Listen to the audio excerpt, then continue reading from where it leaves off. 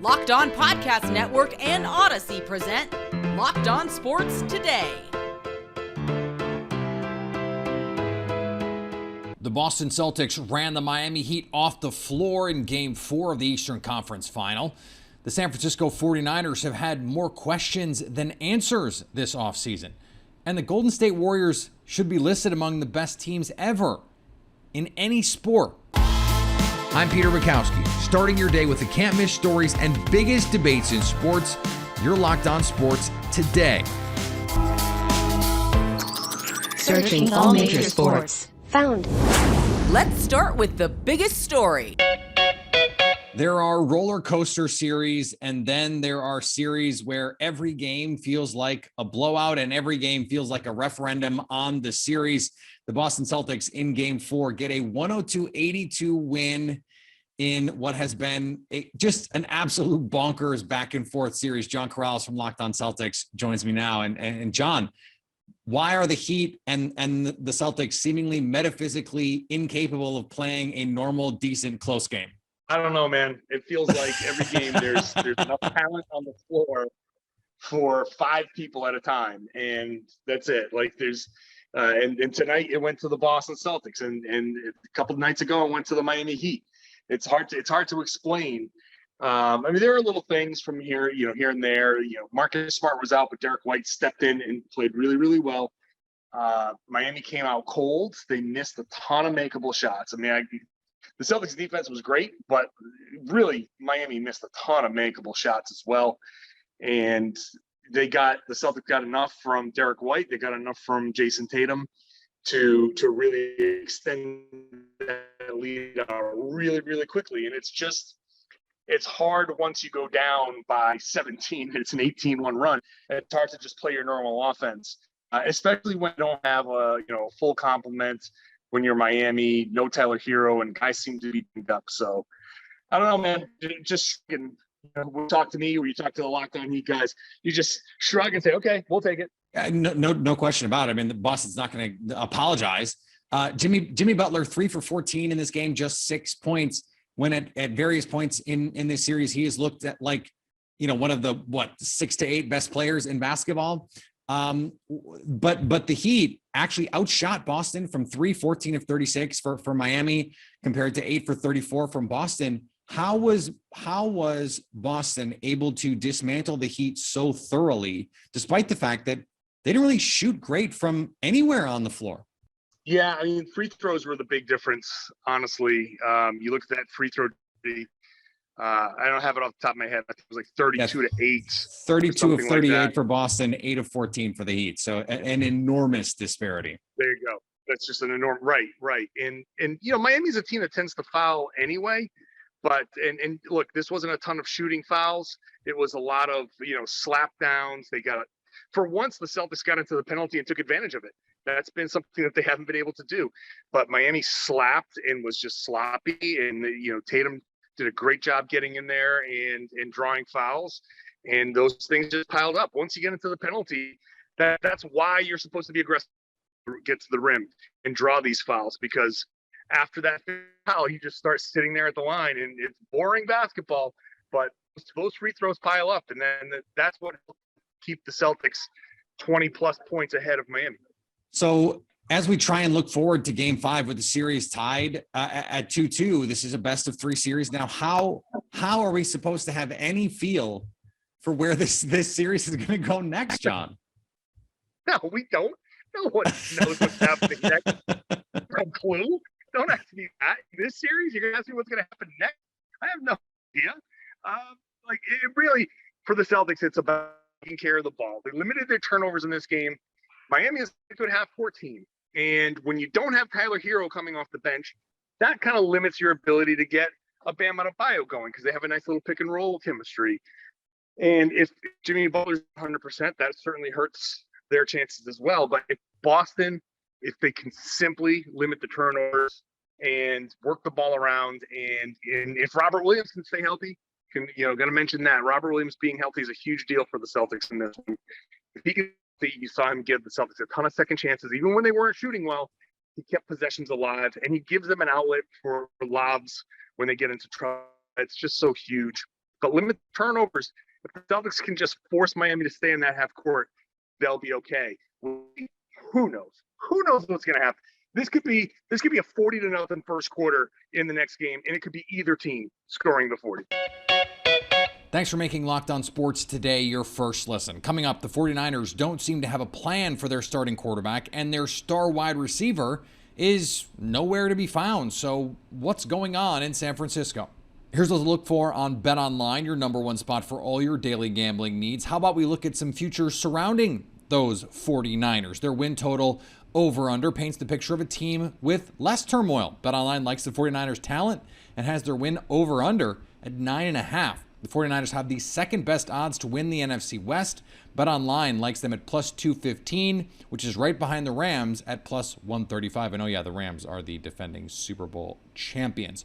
And their playoff odds are very much in favor of making it to the postseason. BetOnline has the 49ers minus 200 to make it to the playoffs. BetOnline, where the game starts.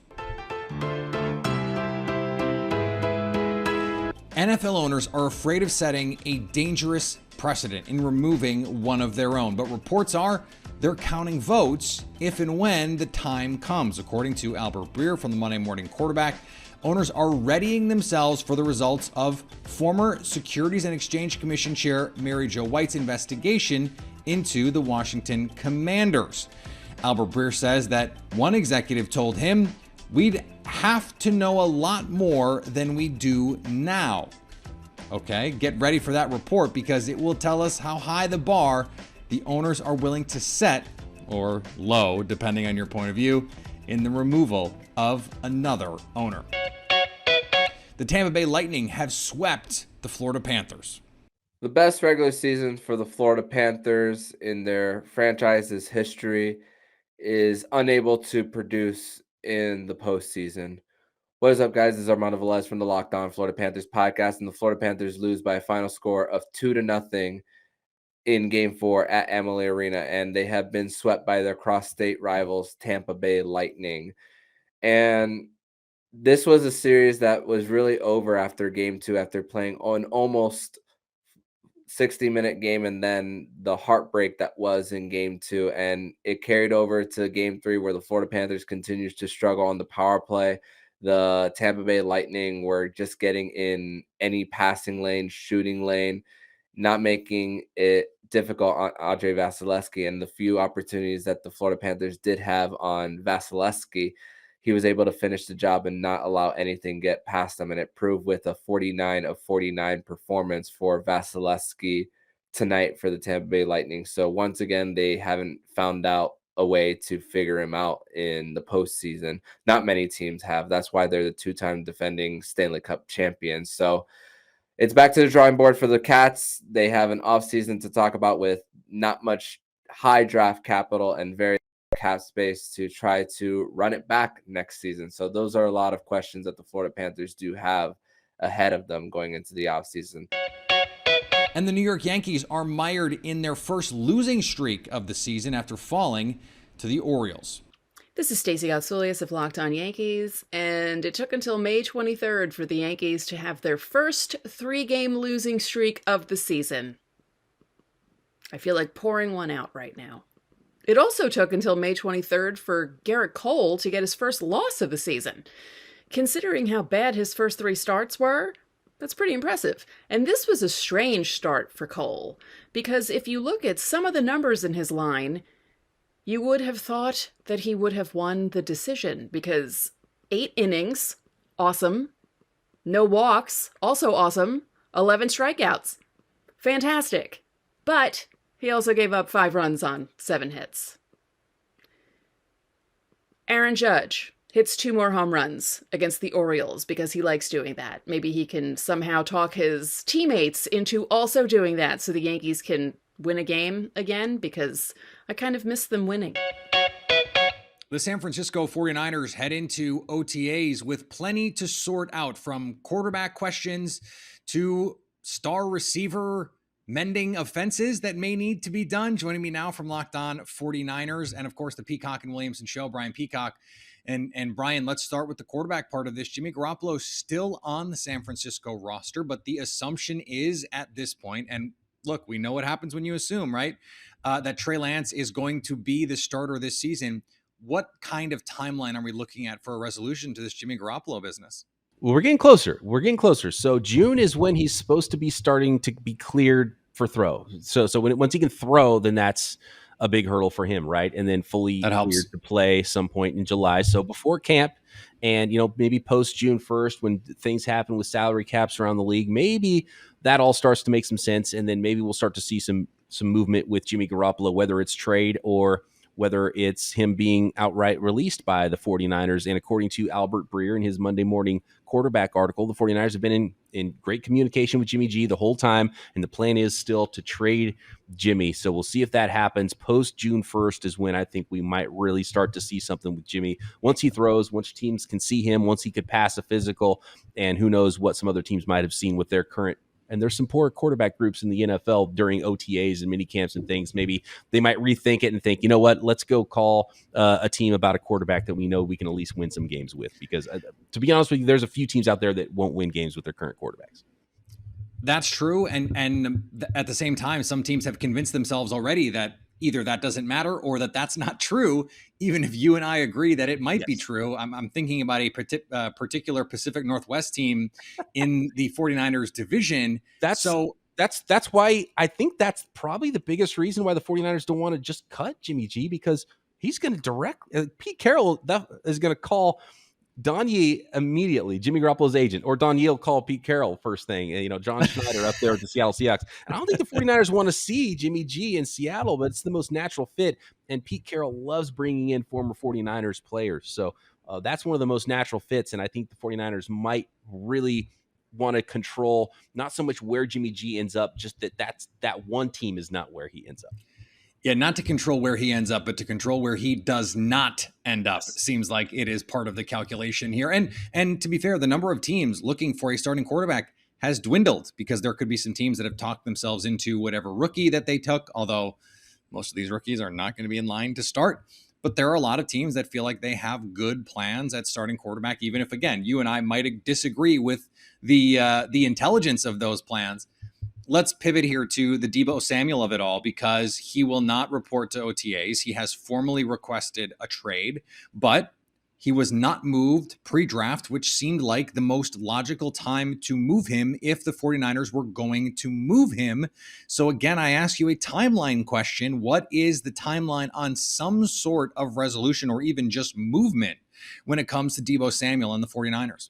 Yeah, well, I think we got to talk agents once again, because clearly I think they were playing the handbook that Hollywood Brown, that A.J. Brown played with the same agent, and they both got moved on draft day, actually. So I think that's the idea, is if your client's not a free agent, especially with the A.J. Brown situation. I think Deebo, drafted in the same round the same year as A.J. Brown, and both of them had, some very good seasons leading up to not being free agents. The way you can make your client a free agent is to get their current team to allow you to seek a trade. And now you're talking to multiple teams. And so then you can sort of make that happen and get your client the $25 million they're looking for. So the fact that the 49ers swatted down those trade attempts by certain teams, including the New York Jets, I think that was the leverage play by Deebo's side. And I think that is clearly over now.